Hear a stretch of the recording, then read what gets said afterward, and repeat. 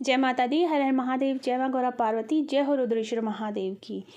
जैसे कि आप देख रहे हैं वीडियो में बाबा के मंदिर की सफाई हो रही है। तो ये मेरी हार्दिक इच्छा थी, बहुत समय से मेरे मन में था कि मैं बाबा की सेवा कर पाऊँ।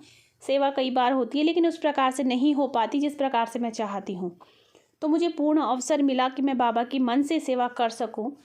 और ये बाबा के मंदिर में सफाई हो रही है। ये रुद्रेश्वर महादेव जी का मंदिर है और ये बजलाड़ी में है। इस समय बाबा जो है रुद्रेश्वर महादेव जो है वो बजलाड़ी के थान में विराजित हैं। तो इनके बारे में एक छोटी सी कथा मैं आपको बताऊं, उससे पहले मैं आपको बता दूं कि ये डबल स्टोरी में बना, डबल फ्लोर इसके हैं। तो ऊपर वाले में जो है वो रुद्रेश्वर महादेव जी विराजित हैं और नीचे वाले फ्लोर में बाबा की पिंडी विराजित है, महादेव की पिंडी विराजित है। और इसी नीचे ही विष्णु भगवान जी, ब्रह्मा जी, मेरी मैया रानी और गणेश जी की प्रतिमा भी स्थापित की गई है।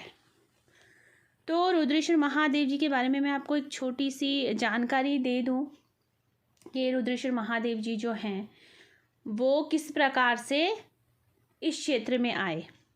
वैसे इन्हें कश्मीर से आया बताया जाता है कि ये जो है वो कश्मीर से रमाई घाटी में पहुँचे हैं। इन्हें कुल्लू कश्मीर के नाम से भी पुकारा जाता है, राजा रघुनाथ भी कहा जाता है। जिस भाव से जो कोई भक्त पुकारता है उसी भाव से ये उसे दर्शन देते हैं।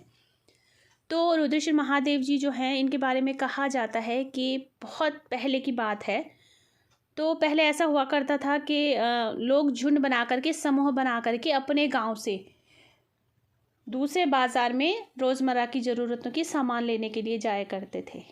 तो जब वो लोग सामान लेकर के आ रहे थे चक्रौता से, चक्रौता छोटा सा बाज़ार था उस समय, तो वहाँ से सामान लेकर के जब वो लोग वापस आ रहे थे तो उन्हीं में से किसी एक के उस टोकरे में जिसमें वो लोग सामान लेकर के आते तो पीठ में उसे लादा जाता है। मैं टोकरा कहकर आपको समझा रही हूँ लेकिन हमारे गढ़वाल में उसे गिल्टा कहा जाता है। उसको उसमें सामान के साथ ही ये शक्ति बैठ गई। तो उसी टोकरे में विराजित हो करके ये साथ साथ चल दी। तो जब वो लोग अपने गांव पहुँचे तो ये शक्ति जो है वो कहीं लुप्त हो गई। फिर उसके कुछ समय बाद ये शक्ति जो है वो एक खेत से प्रकट हुई और जिस खेत से ये शक्ति प्रकट हुई वो खेत हमारा ही था। आज वो खेत हम लोगों ने छोड़ दिया है, देवता के नाम से ही वो खेत छोड़ा होता है। केवल वो फुलवारी के नाम से वो खेत अब प्रचलित है और वहाँ केवल फूल ही लगाए जाते हैं। उसमें खेती बाड़ी नहीं की जाती तब से, जब से देवता वहाँ से प्रकट हुए। फिर एक बार उस खेत में हल लगाते समय जो है वो मूर्ति से हल टकरा गया। हल की जो नोक है वो मूर्ति की आँख से टकरा गई, जिस कारण से मूर्ति की जो एक आँख है वो खंडित हुई है। और आज भी वो उसी प्रकार से ही मूर्ति है जिस प्रकार से उस वक्त निकली थी। एक आँख आज भी मूर्ति की खंडित ही है। तो जो हल लगाने वाले थे वो भी हमारे ही पूर्वज थे और जिस खेत से देवता प्रकट हुए थे वो भी हमारा ही खेत था। आज ये खेत देवता को समर्पित है।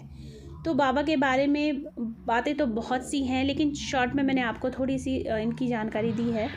ये यहाँ के राजा कहे जाते हैं। इनको कुल्लू कश्मीर के नाम से भी लोग पुकारते हैं और बहुत प्रचलित हैं, बहुत ही तीव्र शक्ति है।